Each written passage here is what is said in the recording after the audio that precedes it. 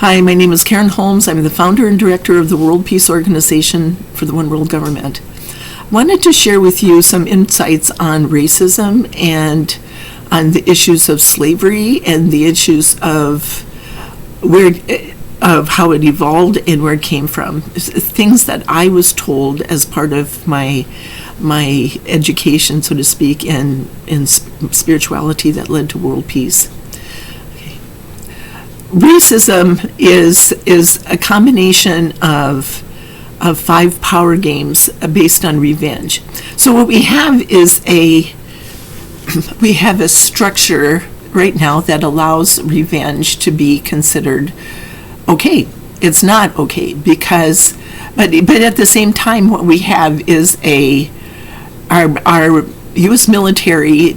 The headquarters of our military is shaped like a pentagon. It is the Pentagon. It's called the Pentagon, and the reason it's shaped that way is because of the 5 power games. Each of those sides of the building, it's like a star. Generals wear stars on their lapels, and that's because it's a sign of the 5 power games that are associated with revenge. Okay, now revenge is not a very evolved idea. Vendettas have been going on for a long time. Revenge is based on, as I said, the 5 power games. But Lady Gaia and I Am That I Am say the God, the female aspect of God says, "Vengeance is mine, saith the Lord." And the reason it is because the power games don't work. So revenge is middle-aged thinking. Now when it comes to, let's say, so people have thought about revenge and how it works and why it doesn't. This is part of our exit strategy for Iraq proposal. How George Bush got revenge on Saddam Hussein and how it created a backlash. So this is what we're looking at. Okay, so this is why I'm looking at it right now. I'm focused on the exit strategy for Iraq, and I'm introducing where power comes from, where true power comes from, and it doesn't come from power games. The games don't work. But yet at the same time, because we are evolving along a continuum of frequency, they look like they seem to work, and then, like, the United States has been getting revenge for years, toppling other governments, taking natural resources and strategic locations and all these things, playing power games. And then what happened is they stopped working. The game stopped working when an innocent person is crucified. And this is why the exit strategy for Iraq is so important, because what seemed to work, the preemptive strike seemed to work, but it went against all the principles associated with where true power comes from. So now let's look at the idea of we'll go into that in the exit strategy for Iraq. I'm now going to apply this to racism and what happened. Slavery, like I said, vendettas and revenge has been around for a long time. A very long time, as mankind has been evolving through the 3rd dimension to the 4th and then the 5th dimension. We're making our ascension out of that and going the opposite direction, you could say. What happened is that the power games seemed to work. The United States built up a structure, a power structure based on these, but power games, these 5 power games. There's known as the 5 games of revenge are actually part of the 7 games known as the 7 deadly sins. Okay, now stepping back and applying this idea of revenge, what would happen if there was all of this structure based on revenge and might is right and that. But so if we're looking back a long time ago, slavery is one of them. So you have war, genocide, massacres based on the game of greed. You have slavery, and then you have terrorism. These are the 5 games that are part of revenge. You can say, you watch a movie or something and it's based on revenge, and it doesn't seem bad when some hero is getting revenge on the bad guys, but who's the good guys and who's the bad guys? So in movies it's easy to see it, but not when it's part of the real life, because sometimes you feel like the good guys and sometimes you're bad. So let's not consider people to be good or bad. The games are bad, not the people, because we learn the games when we are children. In the family situation, our power structure is based on the power games and how they work and why they don't work. Okay. Now, looking back at slavery, a long time ago, slavery was very different. Back in the times of, let's say, Roman times and the time of the Greeks, when those civilizations were so powerful and they were fighting each other, they would have, and I've talked about this before, they would have, there would be a war, and instead of, changing borders, that's I'm taking this island or whatever, they would say we are going to take slaves, okay? And the slaves that they would take would be people who were educated, people who were powerful. The Greeks had their democracy. The Romans had they expanded their empire through brutality and the Colosseum, and they bred that into their people. But the problem with it is that true power comes from assuming responsibility, and the emperor of Rome had to have somebody to delegate responsibility to. He didn't want brutality amongst his senators. He wanted people who he could delegate responsibility to. So he had to go counter to the programming that had been set up. When Brutus stabbed Julius Caesar in the back, it was et tu, Brute, and you, Brutus, you basically stabbed me in the back, and you were not assuming responsibility. Who really wants to assume responsibility, when somebody can be brutal? It went again counter to the program. When counter to the programming, they had to understand the difference between the brutality as power and assuming responsibility as power. Now, as I said, the slaves had a power structure amongst themselves too. And I've been working through a past life issue now related to being a slave in Rome, and I'm a slave to somebody who wanted to become a senator and couldn't make the connection between the transition from brutality. He had been a centurion and who wanted to become a senator, and he couldn't make the connection between where true power came from. So, speaking from my own personal experience, I was a tutor who basically was supposed to teach this man I was bought with the idea from that I would teach this man how to assume responsibility. I had been a slave of the previous senator who had died, and that man basically I knew people there. I was like a page at the in the Senate or the House of Representatives, so I knew people, they knew me, and when this man couldn't figure out how to transition, he actually killed me. He had the right to kill me, but basically what it did is because it went against this idea of where true power comes from, then basically what he did was he lost his power, and therefore basically he became subject to people who were trying to do a hostile takeover of the Roman Empire at the time.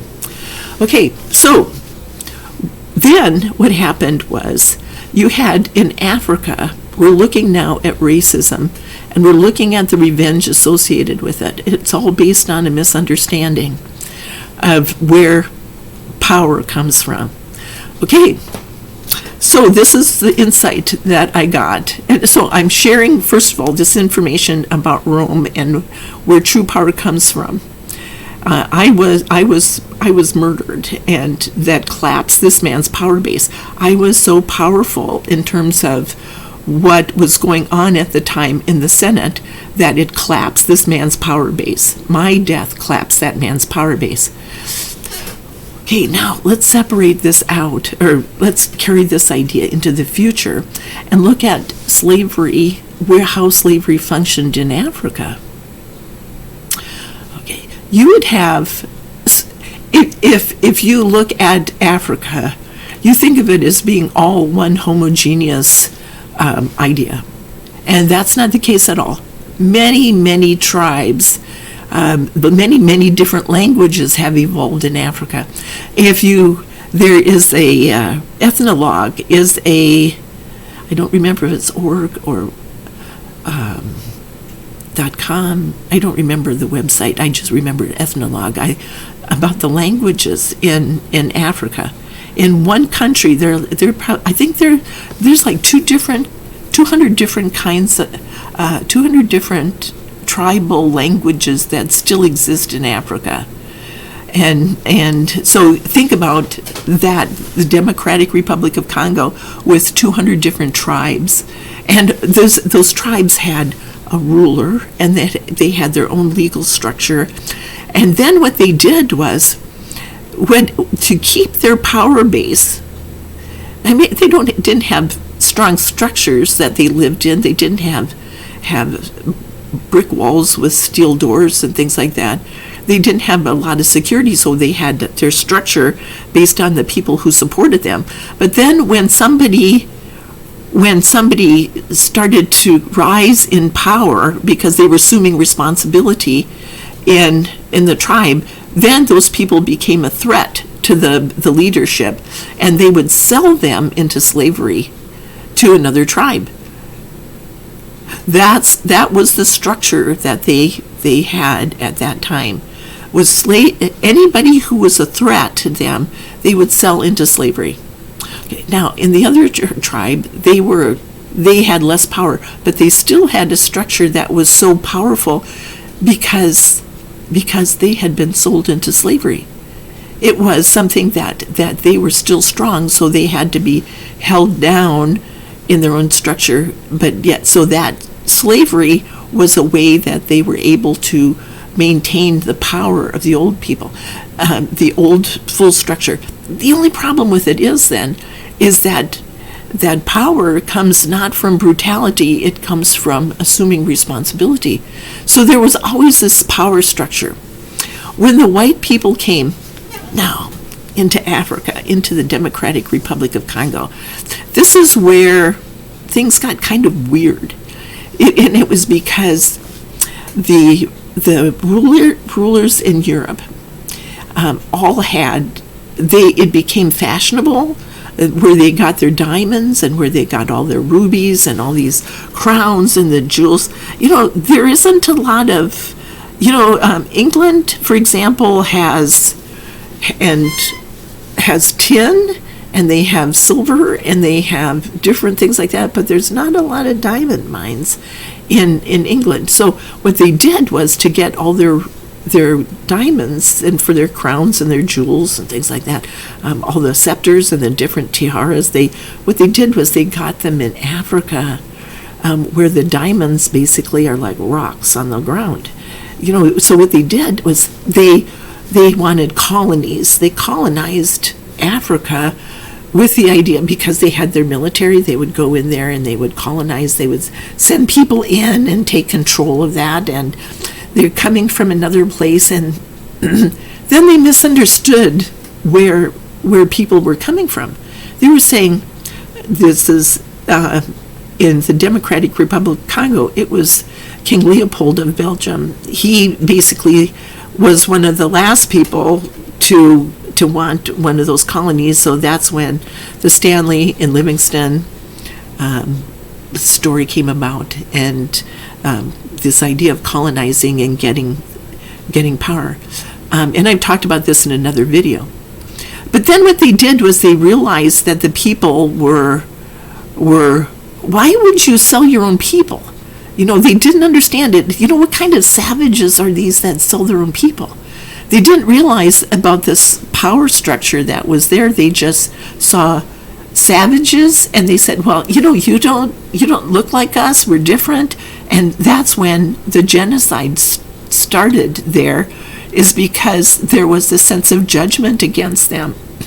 So the people then were taken, they were bought to, as, let's just get rid of all these powerful guys, and they used them to carry their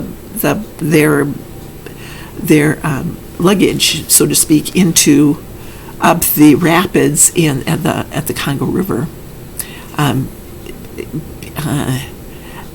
So like I said, I've covered this before.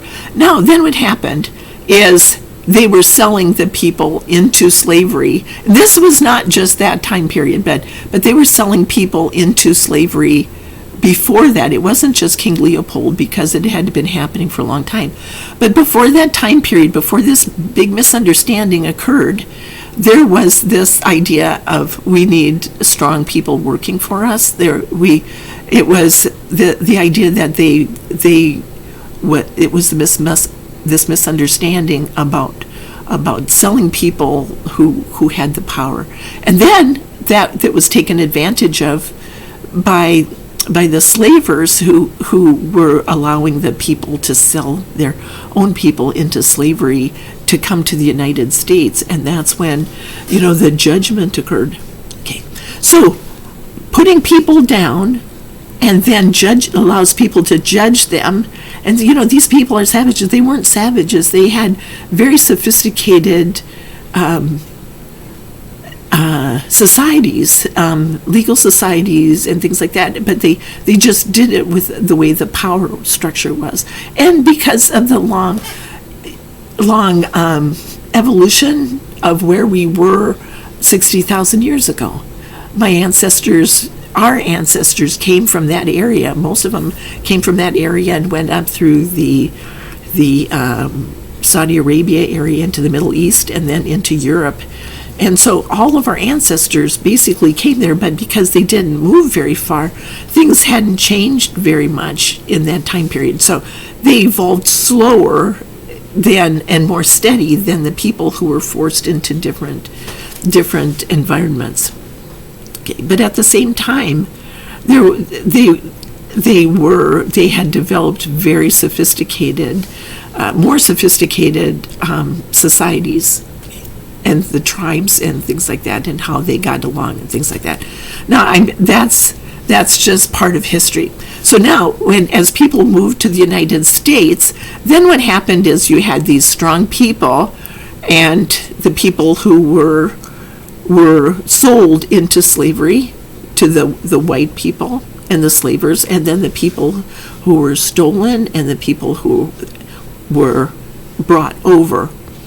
But at the same time, then there were other people who basically had a power structure associated with them because of dealings with the people. Now, so slavery and racism is based on these 5 power games in the United States, and it's all based on this misunderstanding about who people are. God, the creator of us all, considers everybody to be equal. So nobody has the right, the 7 deadly sins, nobody has the right to put another person down. Nobody has the right to judge another person. Judge not, lest ye be judged. And then nobody has the right to take, thou shalt not steal, thou shalt not bear false witness against thy neighbor.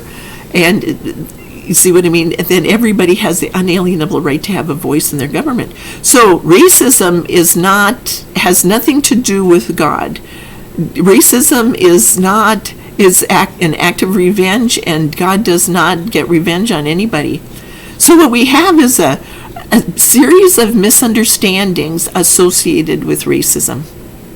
Okay, so that's all I wanted to talk about is that we have like prejudice associated with let's say people, Native American people, not Native American, people who are are basically different than somebody else. But at the same time, people have gotten along together for a long time, like in the Middle East and things like that, and other people don't understand it. So we have the idea of racism in the United States, the rise of let's say Donald Trump and his supporters, who basically consider white supremacy, and the Ku Klux Klan. That came about after the Civil War, and because the slaves had been freed, there's always like this backlash associated with each thing based on misunderstandings. It's all misunderstandings. To cut through this idea of misunderstandings, all we have to do is look at universal law. All we have to do is understand that God, the creator of us all, stands on universal law just like everybody else. We're all equal under God's eyes. We all have our liberty, which is our unalienable rights. We all have our rights. We all have our freedom. Nobody has the right to interfere in our lives, because freedom is ours already. And the reason is because under universal law, when you put somebody in a cage, or you judge them, or you consider them to be a slave, then you will be enslaved. We have compassion. We have compassion because, let's say, what you do to somebody else will be done to you again. We have abundance. But we have to function based on our talents and gifts that God gave us. Even people living in little stick houses have a sense of abundance because they have everything they need given to them by God, the creator of us all. And we have our capacity based on our talents and gifts, and that's what our abundance comes from, using our talents and gifts. And then we have tolerance, because to work together, to get the life we want, we have to help other people get the life they want. And this is now where we start to come out of our crisis situation, is that when we start working together with a sense of tolerance. Tolerance is just working together, everybody working together to do what's in everyone's best interest. So this is where the programs are, like helping young people get an education, girls get an education in Africa, because it's all misunderstandings. And what cuts down to the core, the root cause of it, is we can understand that everything is a misunderstanding. Everything is based on illusion, and ripple after ripple of effects that go out from an event that happened when King Leopold of Belgium wanted a colony in Africa. And then that's because so he could have diamonds. Okay. Then what we have is the root of this is do unto others as you would have them do unto you. Now, the next step that we're going to look at is our 3 power source inventions. And we're looking at technology now and coming up with a plan. So that's one I'm going to do real soon, is looking at that, how technology comes about. Okay. That's all I wanted to say for right now.